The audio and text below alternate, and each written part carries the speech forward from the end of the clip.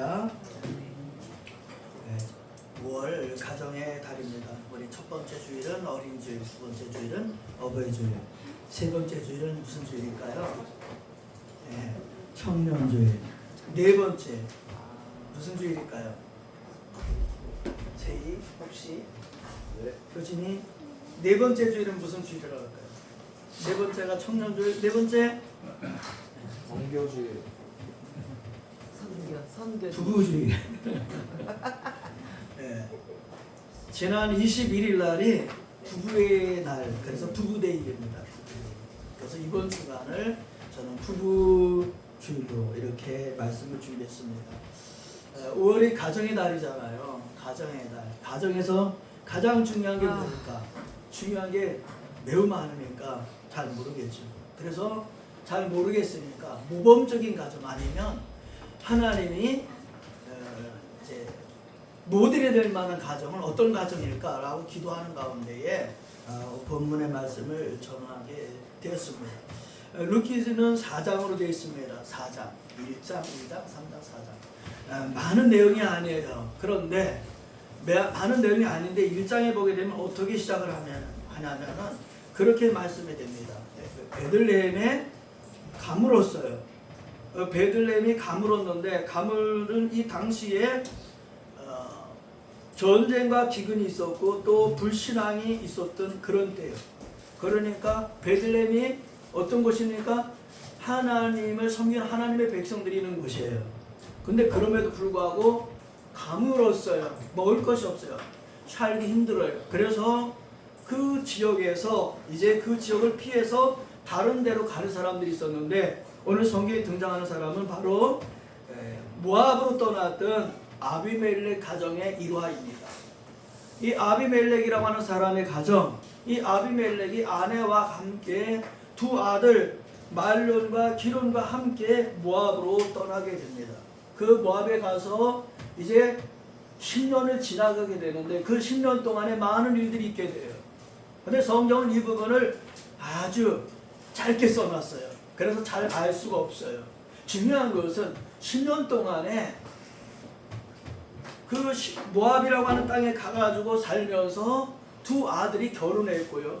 두 아들이 결혼해서 며느리가 둘이 생기고 그런가 하면은 남편 세상을 떠나게 되고 두 아들도 세상을 떠나게 돼요.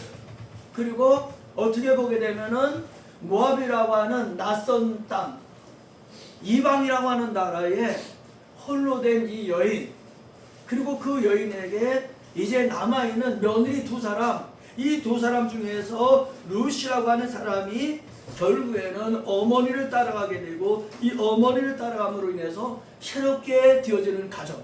그래서 어떻게 보게 되면은 망한 것 같고 다 실패한 것 같았던 그 집안, 그러한 여인, 또 그러한 사람들을 하나님이 새롭게 하나님의 계획 속에서 만드시는 모습을 보면서 저는 우리 예방교회 성도님들의 가정이 이런 가정이 되면 좋겠다라는 마음을 갖게 됩니다. 할렐루야. 어떻게 보게 되면은 그냥 어려움을 피해서 혼란을 피해서 먹을 것을 구하기 위해서 다른 나라로 피난을 간 거예요.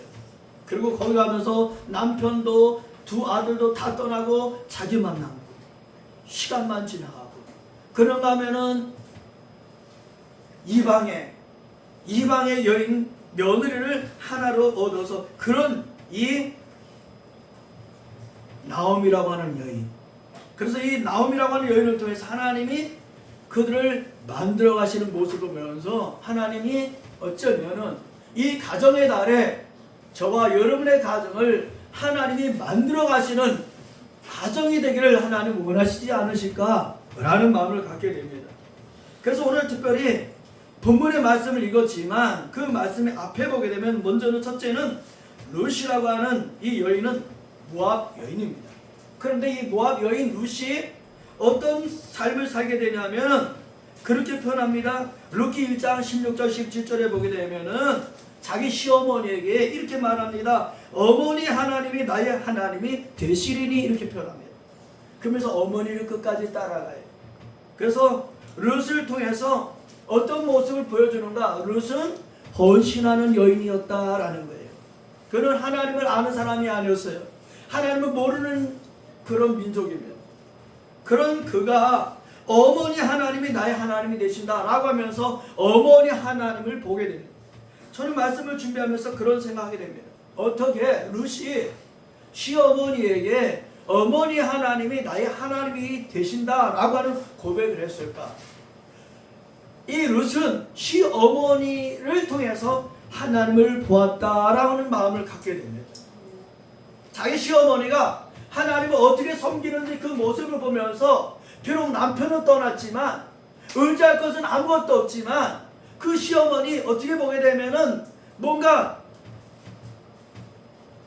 받을 만한 것이 없어 보였지만은 그런 그 어머니를 통해서 하나님을 섬기는 그 모습을 보았다. 사랑하는 예강교 성도 여러분, 오늘 저와 여러분의 모습을 통해서 우리도 우리의 모습을 통해서 우리의 삶을 통해서 하나님을 섬기는 것을 우리 자녀들이 아니면 우리 다른 사람들이 우리 모습을 보면서 우리가 하나님을 섬기는 모습을 봐야 될 줄로 믿습니다. 바로 이 룻은 시어머니에게 그것을 보았어요. 그래서 남편도 떠났고 뭔가 아무것도 없지만 미래가 불투명했지만 그 시어머니를 그는 어떻게 했다? 믿었다는 거예요. 그 시어머니를 믿었고 그 시어머니가 섬기는 하나님을 믿었다는 거예요.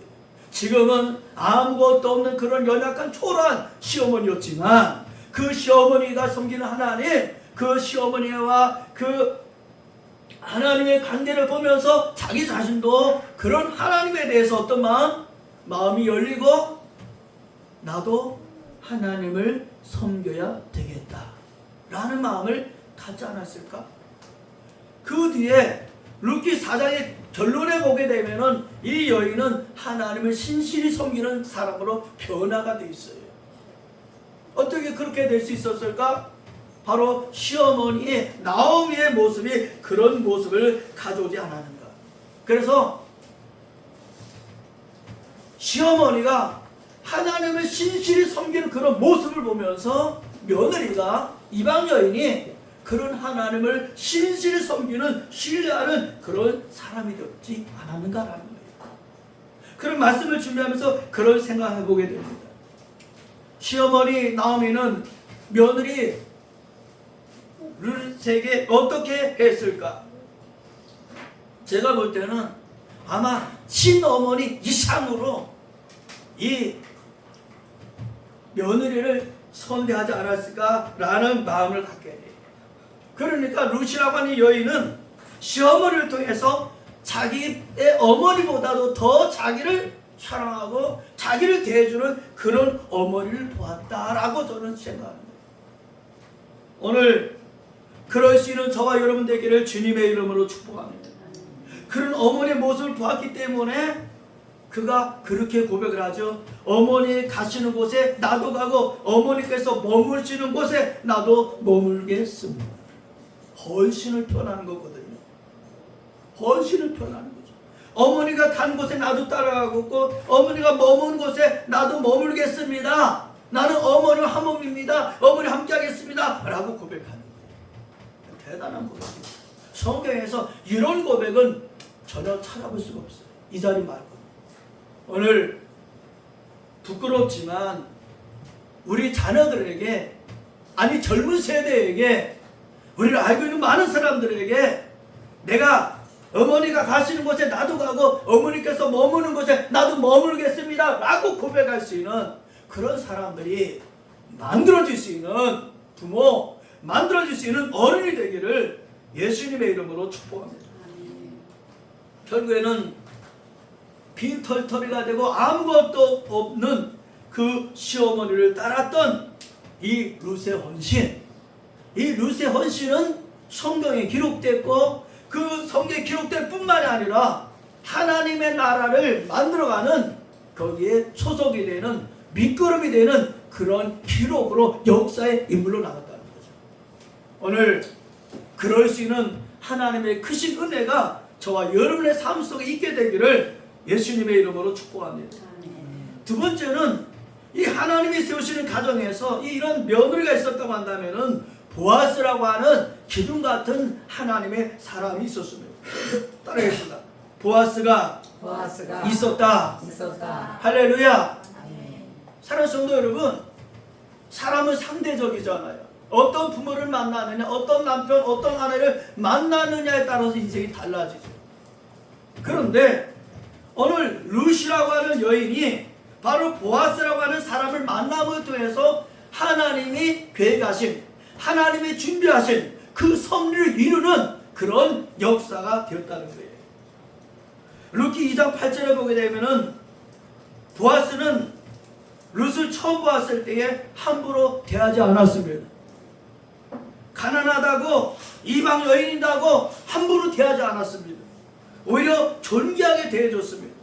어떻게 존귀하게 대했다고 말할 수 있습니까? 질문할 수 있죠.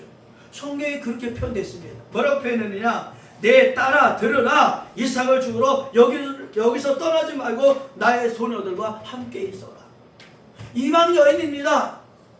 그런데 보아스는 마치 자기 동족의 그 소녀들이 이삭 죽게 하는 그 사람들과 같이 동일하게 취급을 했습니다.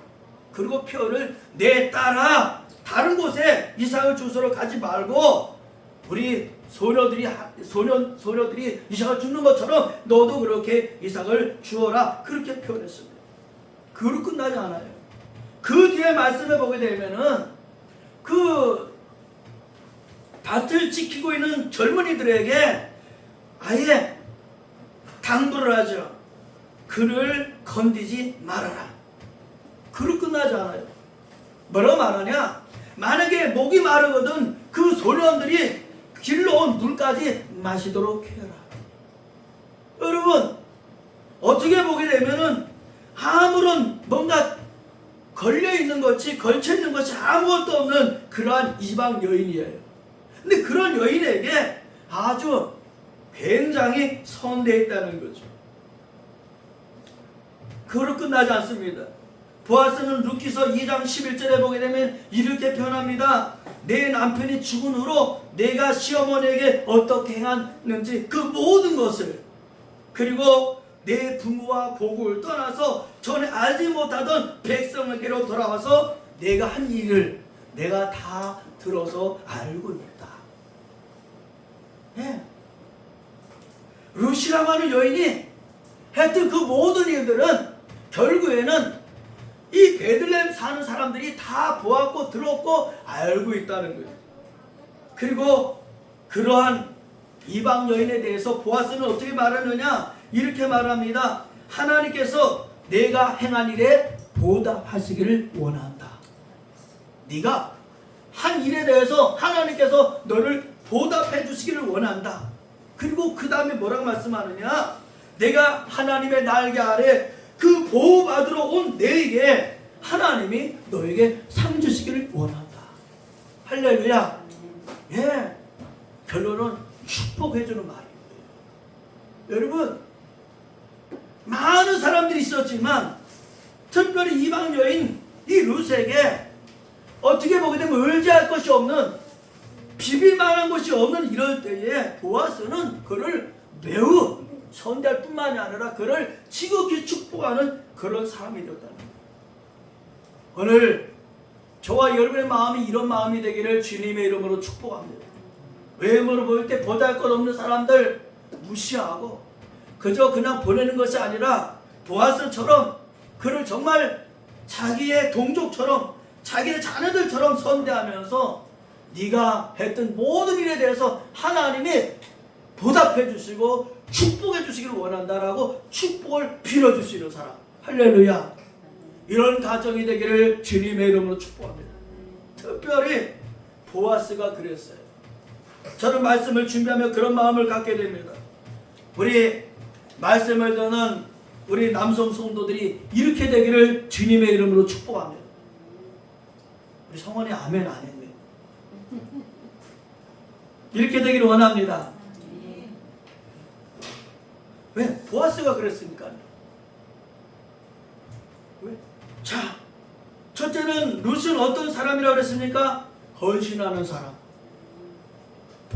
보잘것없는 자기 시어머니에게 모든 것을 다해서 어머니가 가시는 곳에 나가고 어머니가 머무시는 곳에 나도 머물겠습니다 라고 하면서 신뢰했던 그런 여인이었다면, 두 번째는 보아스는 이렇게 자기의 있는 자리에서 자기 역할을 다하는, 그렇게 한 사람도 소홀히 여기지 않은 그러한 은혜를 베푸는 사람, 이 사람이 보아스가 됐다. 이럴 수 있는 가장이 남성 어른이 되기를 주님의 이름으로 축복합니다. 세 번째는 하나님은 룻과 보아스를 통해서 가정을 세워주셨습니다. 따라하겠습니다. 하나님이 세워주시는 가정. 세워주시는 가정. 할렐루야. 가정은 물론 가장인 남편이 또 아내가 노력을 해서 가정이 세워지게 되죠. 그런데 룻기서의 말씀을 통해서 보이지 않는 가정의 모습은 뭐냐? 하나님이 가정을 세우신다라는 말씀인 거예요. 할렐루야. 하나님이 가정을 세우신다. 오늘 이 말씀을 통해서 우리가 한번 돌아볼 필요가 있습니다. 어떻게 돌아봐요? 하나님이 정말 우리 가정을 세워주기를 우리가 사모하고 있는가? 하나님을 신뢰하고 기도하고 있는가? 하나님을 의지하고 있는가? 하나님이 세워주시는 가정이 되도록 내가 수고하고 노력하는 것보다 하나님이 먼저 우선적으로 세워주신 가정이 되기를 원하고 있는가? 돌이켜보는 시간이 되어지기를 바랍니다.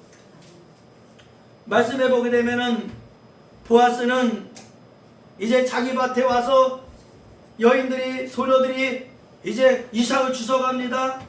성경의 말씀을 보게 되면 그렇게 말씀합니다. 특별히 이삭을 줍는 사람들이 모이게 될 때에 거기에 곡식 빼는 소년들이 함께 보아스와 식사를 하게 됩니다. 그런데 보아스가 룻을 부릅니다. 그리고 그 식사하는 자리에 와서 함께 밥을 먹자고 그렇게 초대를 합니다. 그리고 그 소년들에게 이렇게 말합니다. 저를 위해서 곡식 다발에서 조금씩 뽑아가지고 그 사이에다가 버리고 그 룻이 그것을 죽게 하도록 해라. 이렇게. 그러면 일부러 이삭을 흘리는 거예요. 왜? 룻이 주실 수 있도록 보아스가 그렇게 선대했다는 거죠. 그리고 상황을 다 알게 되고 나서 룻기서 4장 7절에 보게 되면 보아스가 귀여운 물을 자로서 장로들과 백성들 앞에서 역할을 하게 됩니다. 룻을 누가 아내로 데려갈 것인가? 그 앞에서 결국에는 귀여운 물을 자로서 이제 표를 하는데, 다른 사람이 저기 보니까는 자기에게 손해가 될까봐 유력한 사람이 내가 포기하겠노라. 그래서 결국에는 보아스 차례가 돼서 보아스가 이 이방 여인 그를 갖다가 자기 아내로 받아들이는 그런 절차를 받게 됩니다. 어떻게 보게 되면은 억지로 되어진 것이 아니었다는 거예요. 저는 그런 생각이 들어요. 인생은 억지로 되는 것이 아니더라. 제가 많은 인생을 살진 않았지만 살아오면서 이제 마음속에 자꾸 생각하는 것은 뭐냐면 인생은 억지로가 아니라 하나님의 은혜더라 이거예요. 전에 제가 뭔가를 하려고 할 때 열심히 있었는데 열심히 했는데 그때는 된 것 같았는데 돌이켜보면은 그냥 내가 수고한 것은 굉장히 많은데 열매는 별로 없는 거예요. 근데 어떤 때 돌이켜보면은 내가 수고는 별로 안 했는데 열매는 풍성한 거예요. 바로 이 보아스의 모습을 통해서 하나님의 모습을 보여주는 거죠. 우리는 보아스의 모습을 통해서 예수 그리스도의 모습을 봅니다. 보아스의 모습을 통해서 하나님의 모습을 봅니다. 결국에는 보아스는 성문에서 모든 백성들과 장로들 앞에서 모여들게 됩니다. 그때 그 성의 지도자들이 이렇게 말합니다. 우리가 증인이 될 거다. 하나님께서 내 집에 들어가는 여인으로 이스라엘 집을 세우시고 그 다음에 라헬과 레아 두 사람의 가문처럼 만드시고 베들레헴에서 유명하게 하시기를 원한다. 결국에는 그 성의 지도자들이 누구를 축복하는 거예요? 보아스를 축복하고 보아스가 데려가는 이 루시라고 하는 이방 여인을 축복했다는 거예요. 사랑하는 성도 여러분, 오늘 하나님이 함께 하시면, 하나님이 세워주시면 많은 사람들이 축복하는 축복의 사람이 될 줄로 믿습니다. 장로들은 그렇게 말했어요. 베들레헴에서 유명하게 되기를 원한다. 너희 가문이 베들레헴에서 유명하게 되기를 원한다. 그리고 내게 상속자를 주시기를 원한다. 여러분, 어떻게 보게 되면은 보아스는 싱글이었어요. 다른 사람들이 다 뭔가 결혼할 나이를 지나쳤어요. 그럼에도 불구하고 서두르지 아니하고 어떤 때가 되었을 때 그 또 이방 여인을 룻을 통해서 하나님이 준비하시는 하나님의 가정, 하나님의 축복의 통로가 되었다는 거예요. 그래서 아름다운 가정, 하나님이 세우시는 가정이 되었습니다. 그래서 성경이 그렇게 말씀하죠. 결국에는 나오미의 품에 아기가 안기게 됩니다. 자기 남편도 떠났고 자녀들도 다 떠났던 이 나오미의 품에 아기가 안겼어요. 그리고 이 아기의 이름이 뭐라고요? 오벳이라. 그 오벳은 어떻게? 이새를 낳고 이새는 다윗을 낳았다. 결국에는 룻이 나오미와 만남을 통해서 약 80년에서 100년 뒤에 결국에는 다윗이라고 하는 이스라엘의 왕주의 왕으로 존경받는 다윗이 오는 통로가 되었다는 거죠. 근데 누가 그 가문에서 다윗이 태어날 줄 누가 알았겠습니까? 그래도 끝나지 않죠. 그로부터 1000년 뒤에 그의 가문을 통해서 예수 그리스도가 오셨다는 거예요. 얼마나 아름다운 가정입니까? 이보다 아름다운 가정, 이보다 하나님이 세우신 가정이 어디 있겠습니까? 오늘 이 부부의 날에, 이 가정의 날에 오늘 저와 여러분의 가정을 이 오벳의 가정처럼, 이 보아스와 나오미의 가정처럼, 예수님이 오시는 그 가정처럼 세우기를 원하시는 그분이 우리의 주님이시다, 우리 하나님이시다. 이 사실을 잊지 않는 저와 여러분 되기를 주님의 이름으로 축복합니다. 아멘. 오늘 특별히 본문의 말씀을 통해서 우리는 다음 세대를 바라봐야 됩니다. 다음 세대. 우리는 지금만 바라보면 답답해. 저는 우리 엄성도님의 아드님이 이 보아스처럼 되기를 바랍니다. 감사합니다. 아멘 해야지. 아멘. 감사합니다. 지금은 답답해. 아, 저 녀석이 언제 결혼해가지고 내게 손자를 안겨줄지, 며느리 될지 몰라. 근데 하나님이 어떻게 알아? 그래서 기도해야 돼. 할렐루야. 아멘. 네. 아까 우리 엄성도님이 제 옆에 와서 그러더라고요. 뭐 성도들이 우리 가족만 이렇게 해서 얼마 안 되는데 그럼 어떻게 생각이 어떠냐라고 저한테 물어봤어요. 그래서 제가 그런 말씀을 드렸어요. 결론은 전조라도 전도해야죠 그랬거든요. 우리 예강교회 기도하는 교회가 되길 바랍니다. 왜요? 다음 세대를 위해서. 지금은 됐어요. 지금은 어떻게 보면 그런 대로 돼요. 그렇지만 하나님의 나라를 위해서 다음 세대를 준비하는 사람이 되어야죠. 다음 세대를 준비하는 사람. 이 나옴이라고 하는 여인, 그는 베들레헴에 돌아왔을 때에 빈털터리가 되었을 때 돌아오면서 그는 사람들이 나오미가 돌아왔다 하고 기뻐하고 박수를 치고 웃어주고 환영해 줄 때에 나오미가 말했죠. 뭐라고 말했습니까? 나를 혹시 제리가 아닐까? 뭐라 그랬을까? 나를 나오미라고 하지 말고 뭐라고 해라. 미음으로 시작해. 두 글자야. 효진이가 알려나? 그럼 그냥 설교 끝이야. 나를 나오미라 하지 말고 나암이라고 해. 말하라고 해라. 말하라고 해라. 쓰다, 실패했다, 고통스럽다, 고통스럽다 부끄러운 사람이다 라고 나를 불러달라 이렇게 말. 그런데 하나님은 마라로 부르지 아니하시고 끝까지 나오미로 부르셨습니다. 할렐루야. 오늘 우리 예강교 성도 여러분, 하나님이 세우시는 가정에 쓰임받는 하나님의 나라의 통로가 되어지는 저와 여러분 되기를 예수님의 이름으로 축복합니다. 기도하겠습니다.